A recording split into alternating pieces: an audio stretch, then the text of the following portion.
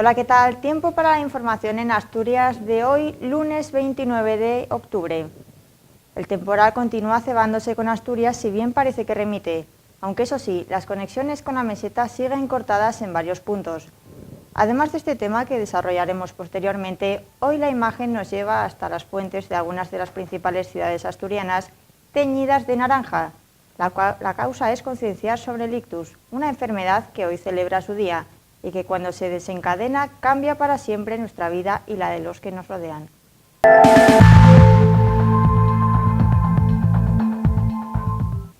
Los autónomos asturianos rechazan la subida de 50 euros que plantea el Gobierno central para sus cotizaciones. Para ellos, este incremento, unido a otros como el del diésel, hará que sus actividades se vayan al traste y sus negocios cierren. Los autónomos asturianos plantean otras medidas. Ante la subida de entrada no, aunque sean 50 euros de más. Los autónomos asturianos señalan que sus negocios y actividades ya están al límite y que esos 50 euros de más no vienen solos, por lo que se muestran en contra.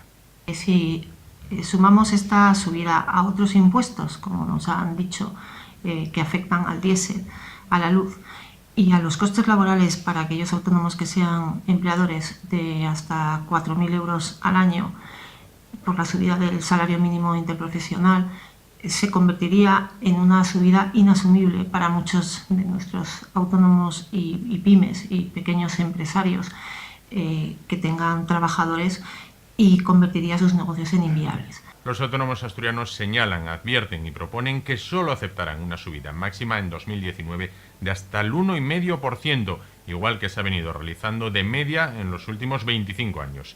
Este 1,5% supondría un incremento de poco más de 20 euros mensuales. Cambiar el modelo productivo. Cuando la crisis cayó con toda su virulencia y drama sobre nosotros, se nos dijo desde muchos ámbitos que la solución era cambiar el modelo productivo, al que pasados los años parece más fácil decir que hacer o ponerse a hacer. Desde la comunidad de investigadores de la Universidad de Oviedo instan a que de las palabras se pase a los hechos y el cambio de modelo sea factible. ¿Cuánto le cuesta al Estado o comunidad autónoma formar a un investigador, un científico de los que realizan sus trabajos en los laboratorios, por ejemplo, de la Universidad de Oviedo? Pues entre la carrera, el doctorado, el postdoctorado en el extranjero, la cifra asciende a los 200.000 euros. Y en muchos casos, lamentablemente, en muchísimos casos, esas cantidades jamás revierten al colectivo, porque al no haber fondos para pagar las investigaciones en España, no les queda otra que fichar por una universidad o empresa extranjera. Es decir, nosotros formamos y gastamos y luego otros aprovechan el talento. Los medios son muy buenos, técnicos, falta, digamos, unas ayudas a estabilización de personal, eso es lo que falta, pero falta en toda España y falta en algunos países de Europa, otros no. Países como Alemania, Austria o los países nórdicos, Inglaterra, sí tienden a estabilizar más, los países mediterráneos mucho menos, por supuesto. Entonces, digamos, falta esa tal, pero el talento está ahí, un talento enorme. De hecho, con menos contratos, con menos proyectos, España ha aumentado la producción científica. Investigadores consultados por esta casa confían plenamente en Pedro Duque y su ministerio y advierten que el tema de cambiar el modelo productivo es una carrera de fondo en la que nunca es de hoy para mañana ni de solo un momento.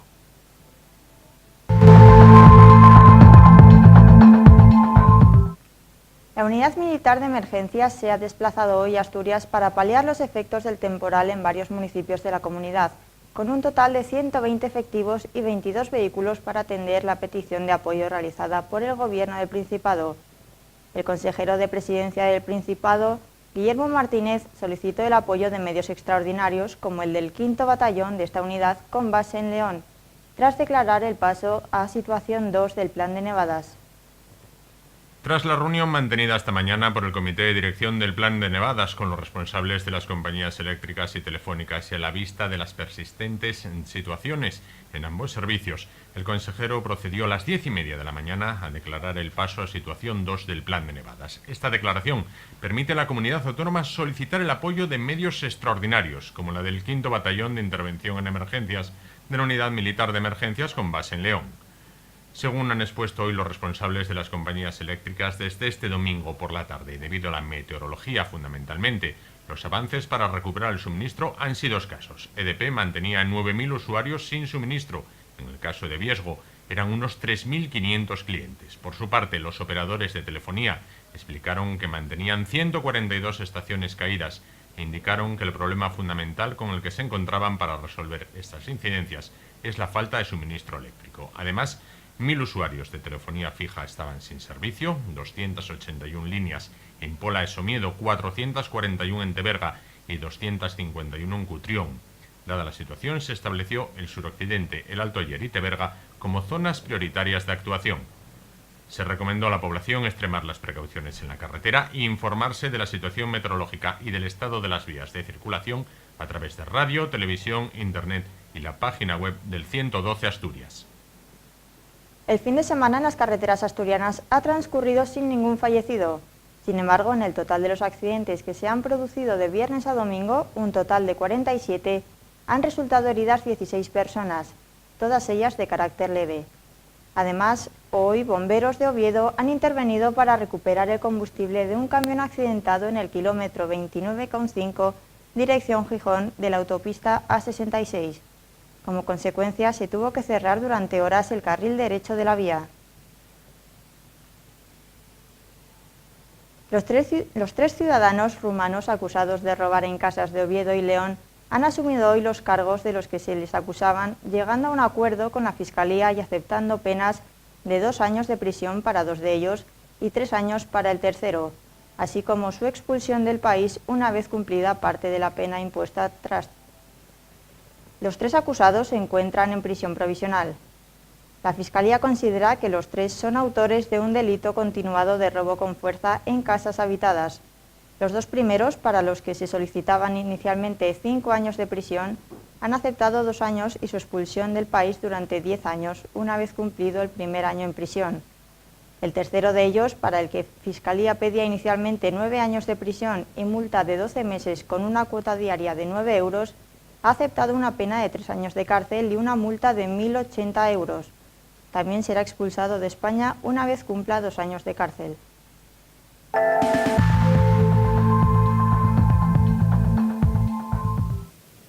Esta mañana tenían lugar unas jornadas para facilitar el acceso a la justicia a aquellas personas que tienen algún tipo de discapacidad. Para hablar de ello se encuentra aquí esta noche Pedro Aguado, delegado de Participación Ciudadana de la Policía Nacional. ¿Qué tal? Buenas noches. Buenas noches. ¿Qué es el programa Acceso a la Justicia?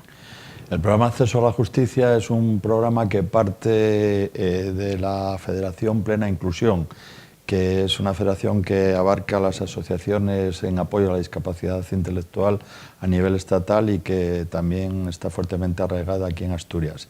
El año pasado contactaron con nosotros para ver si podíamos colaborar en ese programa y bueno, pues de alguna manera estuvimos encantados desde el principio. Acudimos a unas jornadas formativas en Madrid durante 2 días que bueno, se nos dieron unas pautas para posteriores intervenciones y formaciones tanto con fuerzas y cuerpos de seguridad como con abogados en ejercicio y personal relacionado con la judicatura.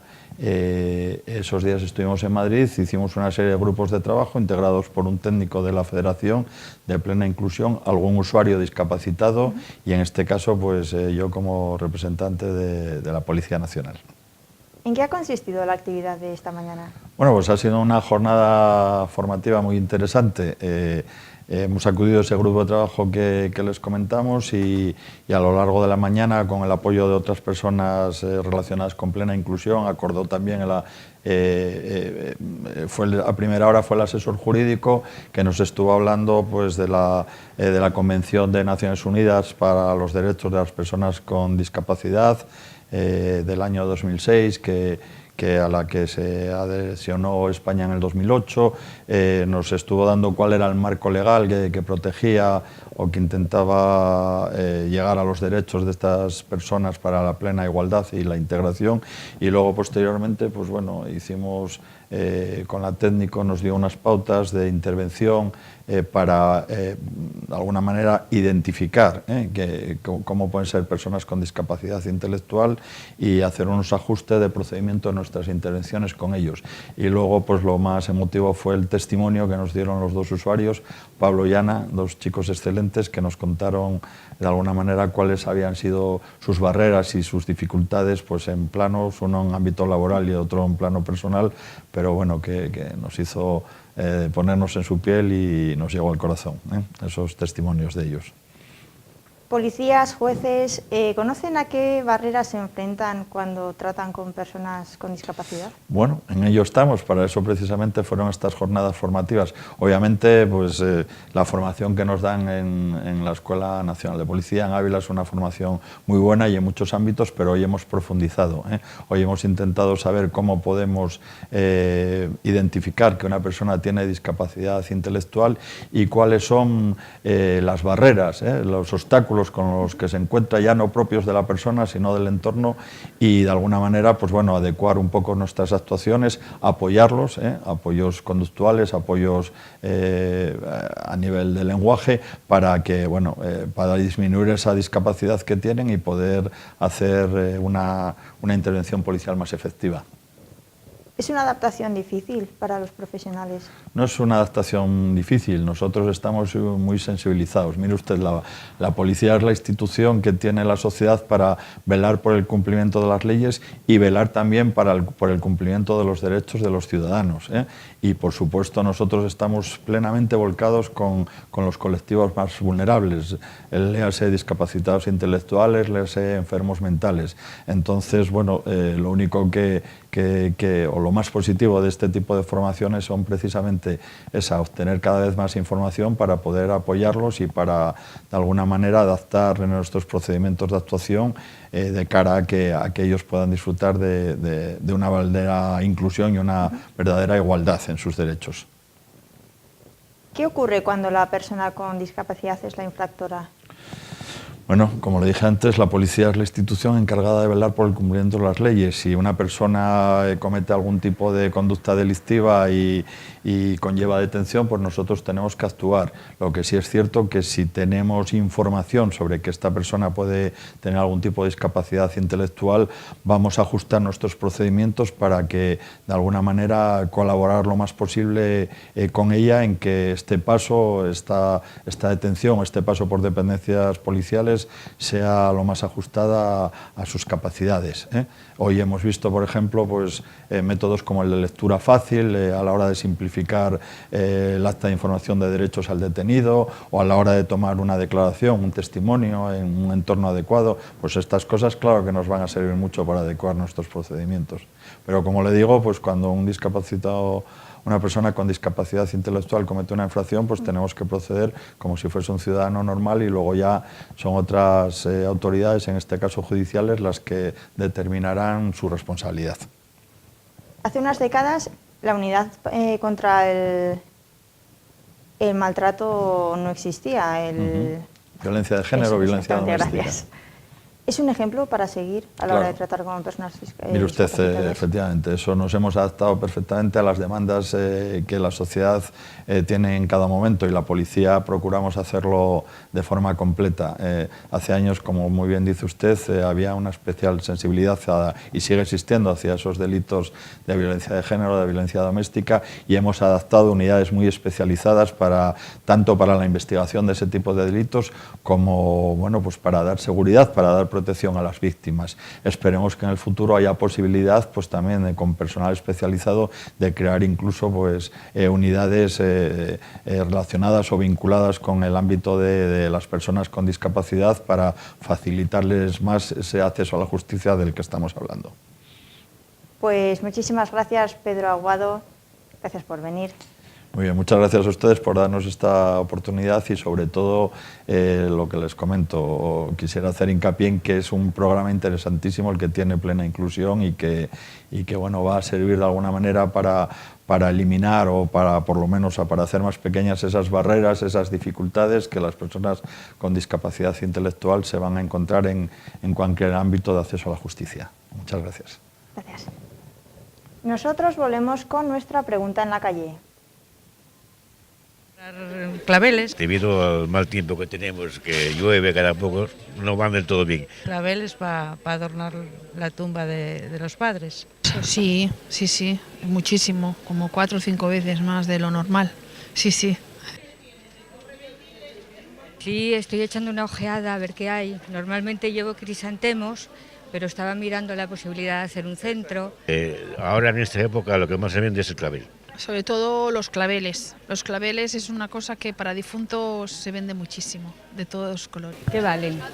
Ah, bueno, sí. Pues sobre 15 euros, 15, 20 euros. Pues mira, voy a comprar azucenas y rosas. Depende, pero los 50 euros caen fijo y algo más. En principio está tranquilo, supongo por el tiempo también. La gente está esperando que pase la tormenta, pero bueno, creo que al final siempre todo saldrá bien, siempre sale bien.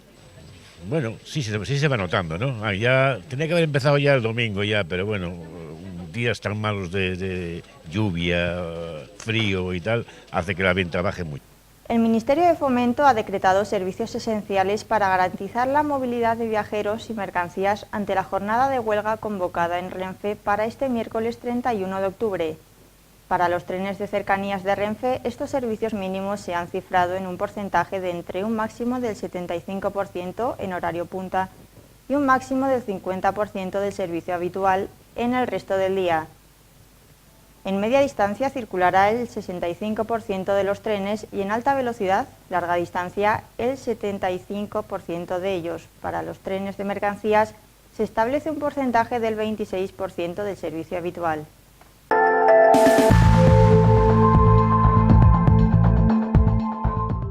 Y la información deportiva tiene una referencia clara en esta casa con el programa Juego de Dos, que arranca en solo unos minutos. Su director, Carlos Rodríguez, nos adelanta contenidos. Pues mira, Carmen, ya estamos preparando el programa de hoy. Bueno, pues estamos esperando, o ya ha llegado, ya lo tenemos esperando al Geme. Viene con un buen amigo, con Tony, que viene de México. Nos va a contar sus impresiones, lo que están contando del Real Oviedo allí. Viene la gente de prensa, viene Pablo por parte de Ser el Real Oviedo, viene otro Pablo por parte del Sporting de Gijón.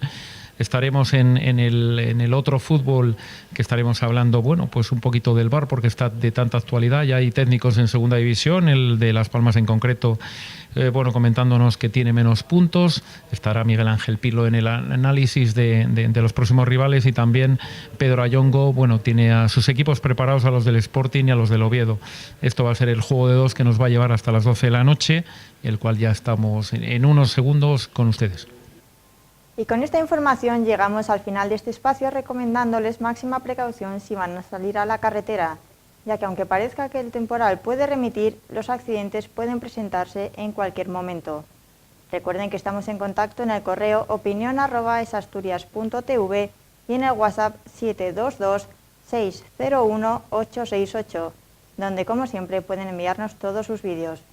Volvemos mañana a las 9:30. Gracias por su atención y buenas noches.